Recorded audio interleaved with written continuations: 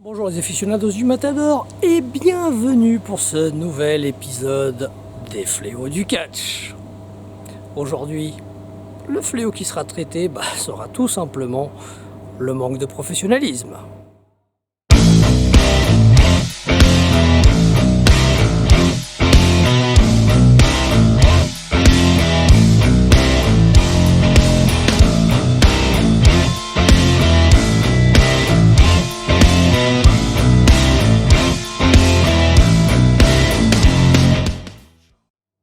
Eh bien, le manque de professionnalisme est bien évidemment un fléau, comme son nom l'indique, puisque nous faisons des spectacles, des gens payent pour les voir, et si nous ne fournissons pas une prestation professionnelle, eh bien le spectacle, il est mauvais.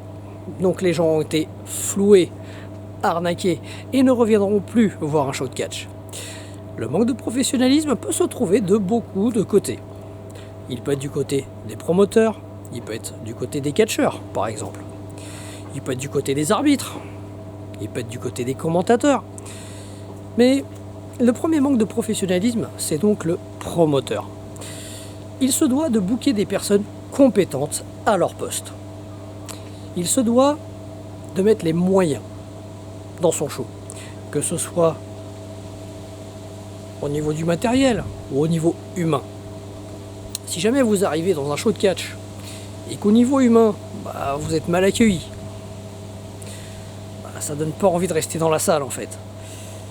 De même, le matériel qui est investi dans les shows de catch, la qualité de la sono, est-ce qu'il y a des bons éclairages, comment sont-ils gérés?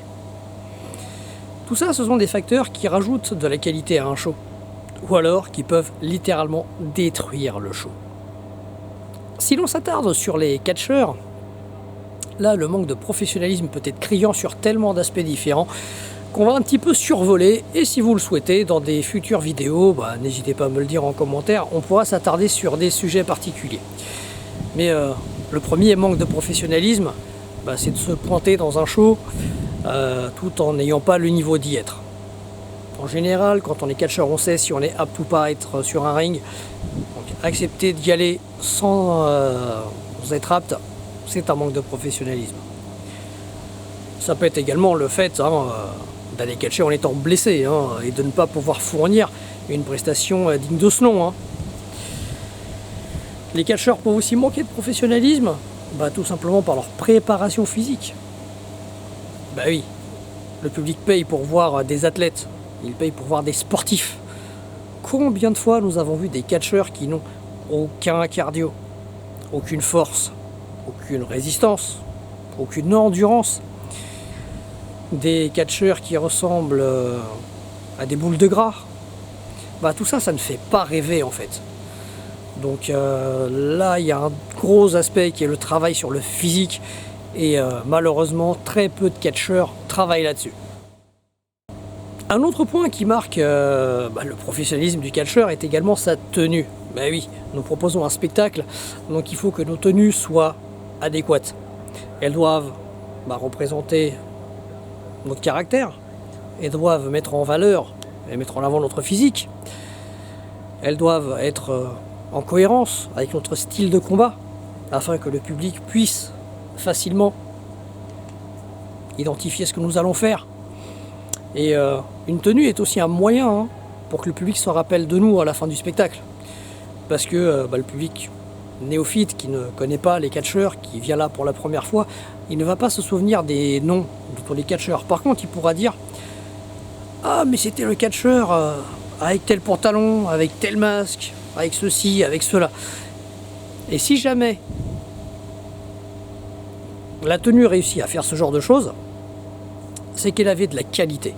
Si la tenue a marqué le public, c'est une tenue qui en valait la peine. Si votre tenue ne représente rien pour le public, c'est que vous avez échoué sur ce plan-là. Le troisième point qui est un vrai manque de professionnalisme et que je vois très souvent, trop souvent chez les catcheurs français, c'est le manque d'investissement dans le show sur lequel ils sont bookés. Pour plusieurs raisons.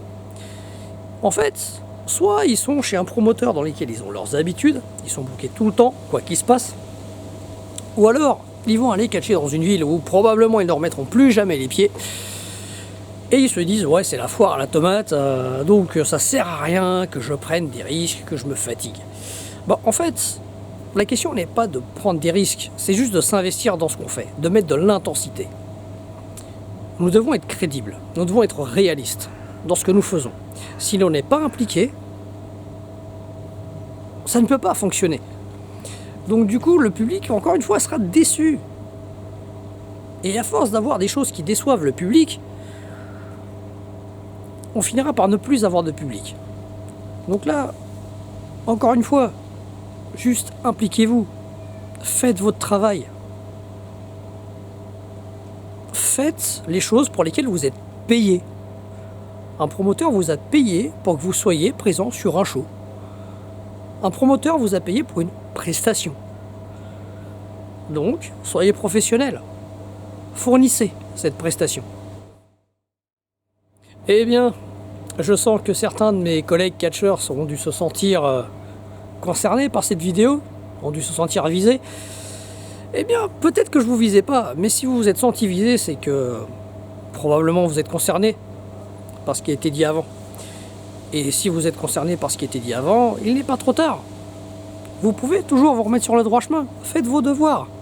Et puis, vous gagnerez votre légitimité. Allez, on se retrouve bientôt pour une nouvelle vidéo. Olé!